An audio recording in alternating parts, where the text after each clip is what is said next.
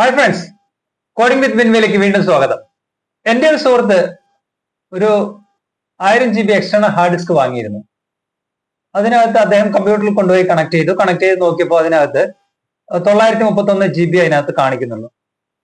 അദ്ദേഹം അത് എന്നോട് ചോദിച്ചു, അത് എന്തുകൊണ്ടാണ് അങ്ങനെ കാണിച്ചത് എന്നുള്ള കാര്യങ്ങൾ ചോദിച്ചു. അപ്പോഴാണ് എനിക്ക് മനസ്സിലായത് അതിനകത്ത് നമുക്ക് അറിയേണ്ടതായിട്ടുള്ള കുറച്ച് കാര്യങ്ങൾ ഉണ്ട് എന്നത്. അപ്പോൾ അതിന്റെ ടെക്നിക്കൽ ആയിട്ടുള്ള കാര്യങ്ങളാണ് ഇന്നത്തെ ഈ വീഡിയോയിൽ ഉൾപ്പെടുത്തിയിരിക്കുന്നത്. സോ വെൽക്കം ടു കോഡിംഗ് വിത്ത് വിൻവേ. അപ്പോ പലപ്പോഴും ഓരോ പുതിയ സ്റ്റോറേജ് ഡിവൈസസ് വാങ്ങിക്കുമ്പോൾ അതിന്റെ ഫുൾ കപ്പാസിറ്റി അതിനകത്ത് കാണിക്കുന്നില്ല. നമ്മൾ കമ്പ്യൂട്ടറിൽ കണക്ട് ചെയ്ത് കഴിയുമ്പോൾ എന്തുകൊണ്ടായിരിക്കും അത് അതിനകത്ത് അങ്ങനെ ഫുൾ ആയിട്ട് കാണിക്കാത്തത്? എന്തുകൊണ്ടാണ്? ആക്ച്വലി സ്റ്റോറേജ് ഡിവൈസുകൾ പലതരത്തിലാണുള്ളത്. നമുക്ക് ഹാർഡ് ഡിസ്കുകൾ, SSD, അതേമാതിരി തന്നെ പെൻ ഡ്രൈവ്, മെമ്മറി, ഇങ്ങനെ ഒരുപാട് തരത്തിൽ നമുക്ക് അവൈലബിൾ ആണ്. NVMe, M2. അപ്പോൾ ഇതിനകത്തൊക്കെ എങ്ങനെയാണ് സ്പേസ് അലോക്കേറ്റ് ചെയ്യുന്നത്, അല്ലെങ്കിൽ അതിനകത്ത് എങ്ങനെയാണ് സ്പേസ് ഉണ്ടാക്കുന്നതിനെ കുറിച്ച് നമുക്ക് മനസ്സിലാക്കാം. അപ്പോൾ ഇതെല്ലാം തന്നെ കമ്പ്യൂട്ടറിൽ, അല്ലെങ്കിൽ ഇതെല്ലാം തന്നെ ഒരു ഇലക്ട്രോണിക് മെക്കാനിസത്തിൽ വർക്ക് ചെയ്യുന്ന ഒരു സ്റ്റോറേജുകളാണ് അല്ലെങ്കിൽ ഡിവൈസുകളാണ്. അപ്പോൾ ഈ ഡിവൈസുകൾക്ക് ഒരു പ്രത്യേകതയുണ്ട്. ഡിവൈസുകളെ സംബന്ധിച്ചോളം കറണ്ട് വന്നു പോയി എന്നുള്ളത് മാത്രമാണ് ഇതിന്റെ ബേസിക്സ്. ഇത് പ്രത്യേകം മനസ്സിലാക്കിയാൽ, കറണ്ട് വന്നു പോയി. അപ്പോൾ സ്വാഭാവികമായിട്ടും കറണ്ട് വന്നു എന്നുള്ളതിന് ഞാൻ 1 എന്ന് മെൻഷൻ ചെയ്യുന്നു. 1. കറണ്ട് പോയി എന്നുള്ളത് 0 ആയിട്ടും മെൻഷൻ ചെയ്യാം.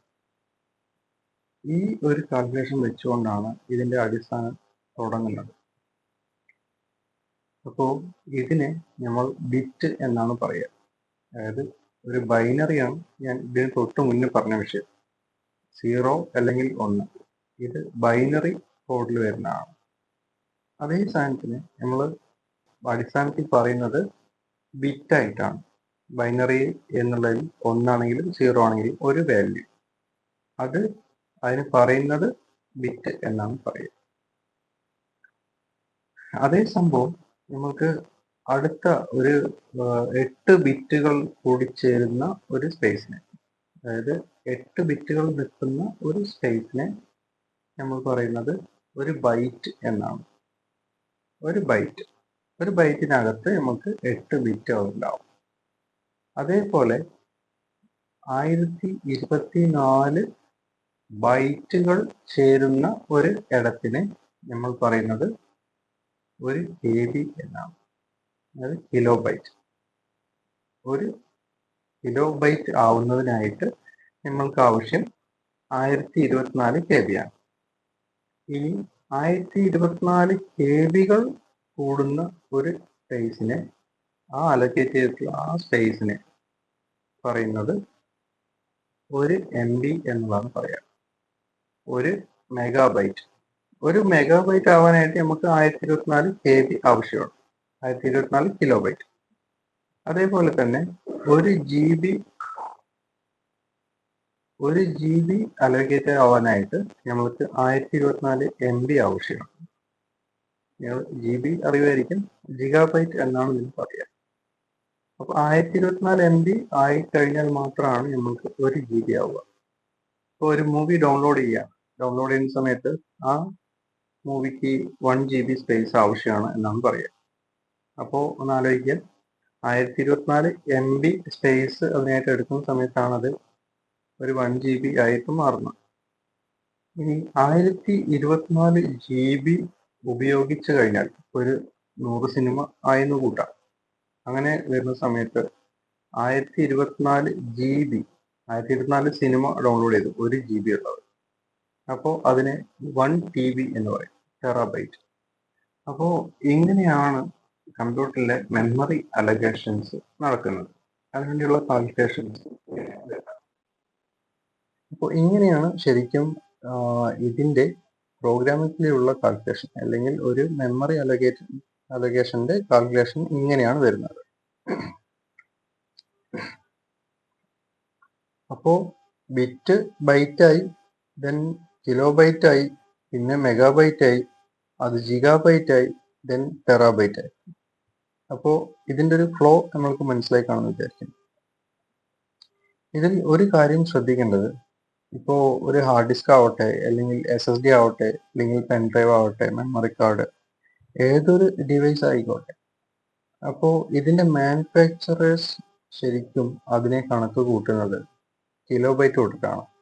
ഈ കിലോബൈറ്റ് വരെ നമ്മൾ പറഞ്ഞു അത് ബിറ്റ് എന്താണ്, ബൈറ്റ് എന്താണ്, അതെല്ലാം സെയിം തന്നെയാണ്.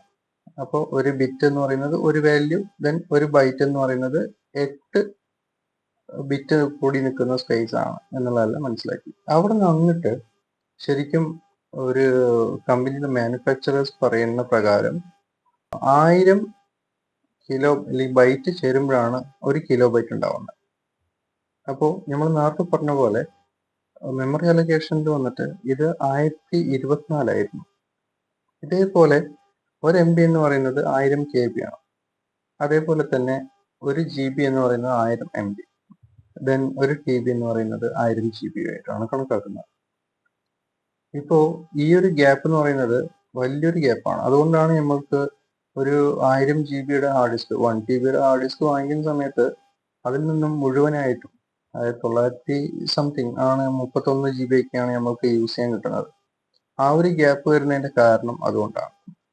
അപ്പോൾ 1024 എന്നുള്ളത് 1000 ആയിട്ടാണ് പരിഗണിക്കുന്നതുകൊണ്ടാണ് നമ്മൾക്ക് മെമ്മറി ഡിവൈസിനകത്ത് കിട്ടുന്നത് 931 GB.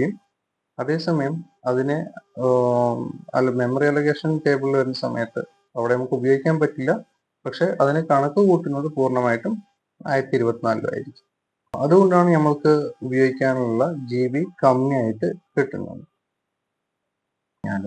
ഇപ്പോൾ മാനുഫാക്ചറിന്റെ ഭാഗത്തു നിന്നും വരുന്ന കുറവുകൾ അല്ലാതെ നമ്മൾ ഉപയോഗിക്കുന്ന ഓപ്പറേറ്റിംഗ് സിസ്റ്റം, അതിപ്പോൾ വിൻഡോസ് ആയിക്കോട്ടെ, അല്ലെങ്കിൽ മാക്OS ആയിക്കോട്ടെ, ആൻഡ്രോയിഡ് ആവാം, ഏതൊരു ഓപ്പറേറ്റിംഗ് സിസ്റ്റം ആണെങ്കിലും അതിനകത്ത് മെമ്മറി അലൊക്കേറ്റ് ചെയ്യുന്ന സമയത്ത് സ്വാഭാവികമായിട്ടും അതിനൊരു പാർട്ടീഷനിങ് വരും, ഒരു ഫോർമാറ്റ്.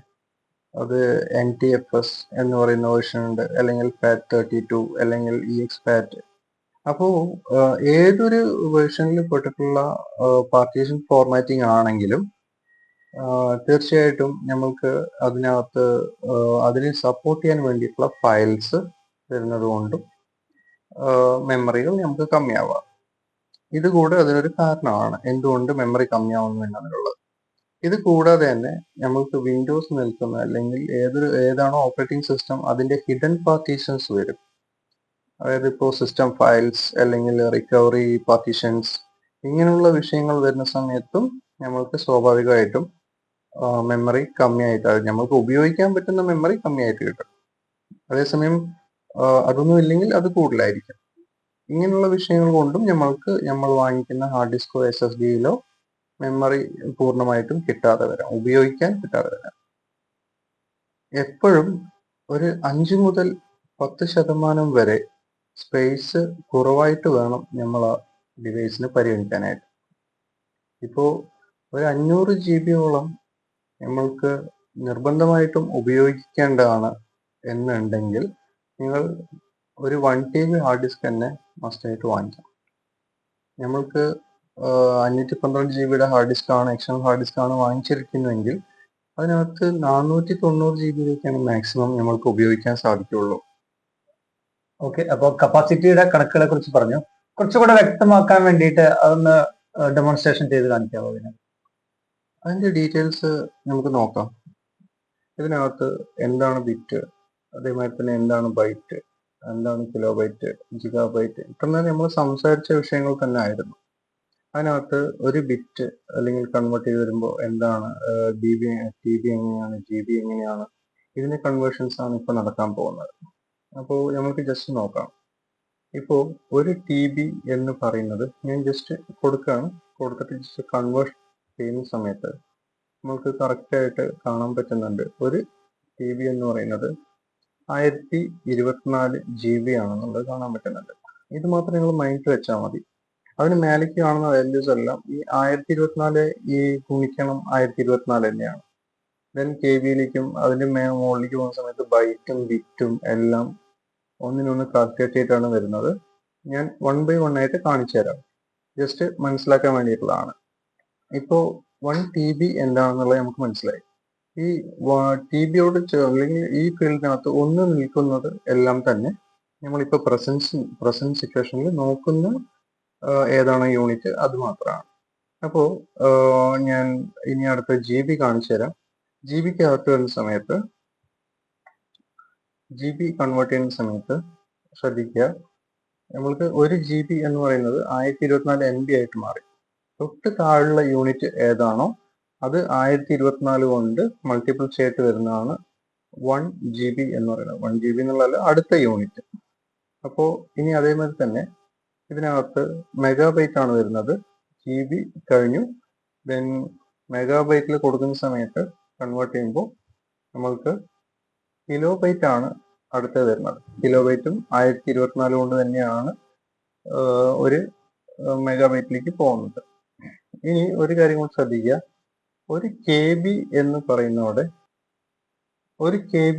പറയുന്നതോടെ നമ്മൾ കാൽക്കുലേഷൻ കൊടുക്കുന്ന സമയത്ത് തൊട്ട് മേലുള്ള ബൈറ്റ് ശരിക്കും 1024 ആയിട്ട് കൺവേർട്ട് ചെയ്തു. അപ്പോൾ ഇനി നമ്മൾ നോക്കാൻ പോകുന്നത് ഒരു ബൈറ്റ് എന്ന് പറയുന്നത് എന്താണെന്നുള്ളതാണ്. അപ്പോൾ ഒരു ബൈറ്റ് എന്ന് പറയുന്നത് 8 ബിറ്റ് ആണെന്ന് പറഞ്ഞു. അപ്പോൾ ഈ ബൈറ്റ് മുതൽ അങ്ങോട്ട് മുകളിലേക്ക് KB ആയിക്കോട്ടെ, MB ആയിക്കോട്ടെ, GB ആയിക്കോട്ടെ, TB ആയിക്കോട്ടെ, എല്ലാം കാൽക്കുലേറ്റ് ചെയ്യുന്നത് 1024 വെച്ചിട്ടാണ്. അതേസമയം ബൈറ്റിലേക്ക് എത്തിപ്പെടാനായിട്ട് നമ്മൾ ഉപയോഗിക്കുന്നത് 8 ബിറ്റ് ഉണ്ടെങ്കിലാണ് നടക്കുള്ളൂ. ഞാൻ ബിറ്റ് എന്താണെന്നുള്ളത് നേരത്തെ പറഞ്ഞു തന്നു. ആക്ച്വലി ഒരു ബിറ്റ് അല്ലെങ്കിൽ ബിറ്റ് എന്ന് പറയുന്നത് നമ്മൾക്ക് എടുക്കുന്ന ഒരു വാല്യൂവിന്റെ സ്പേസ് ആണ്. കറണ്ട് പോയതോ വന്നതോ 0 അല്ലെങ്കിൽ 1. അപ്പോൾ അങ്ങനത്തെ ഒരു 8 ബിറ്റ് ചേരുമ്പോഴാണ് നമ്മൾക്ക് ഒരു ബൈറ്റ് ആവുന്നത്. അപ്പൊ ഇത്രയും മാത്രമേ നമ്മൾക്ക് മനസ്സിൽ വെച്ചാൽ മതിയാവും. കണ്ടു കഴിഞ്ഞാൽ അറിയാൻ പറ്റും. ഇപ്പൊ കാണുന്ന സ്ക്രീനിൽ കാണുന്ന വിൻഡോയിൽ നമുക്ക് അറിയാൻ പറ്റും 8 ബിറ്റ് ആണ് ഒരു ബൈറ്റ്. ഇതിന് ശേഷം 1024 വെച്ചിട്ട് കൊണ്ടുവരും. ഇത്രയും മാത്രമാണ് മെമ്മറി അലൊക്കേഷന്റെ കാൽക്കുലേഷൻസ് വരുന്നത്. താങ്കൾ കാണിച്ച ഈ കണക്കുകൾ പ്രകാരം അപ്പോൾ 1 TB ഹാർഡ് ഡിസ്കിന്റെ ഫുൾ കപ്പാസിറ്റി നമുക്ക് ലഭിക്കുന്നുണ്ട് എന്ന് മനസ്സിലായി. ഈ വീഡിയോ ഇഷ്ടമായാൽ കമന്റുകൾ രേഖപ്പെടുത്തുക, ലൈക്ക് ചെയ്യുക, വീഡിയോകൾ സുഹൃത്തുക്കൾക്കും ഫാമിലിക്കും ഷെയർ ചെയ്യുക. മറ്റൊരു ഉപകാരപ്പെട്ട വീഡിയോയുമായി വരുന്നതുവരെ സ്റ്റേ ട്യൂൺ. കോഡിംഗ് വിത്ത് വിൻവേ.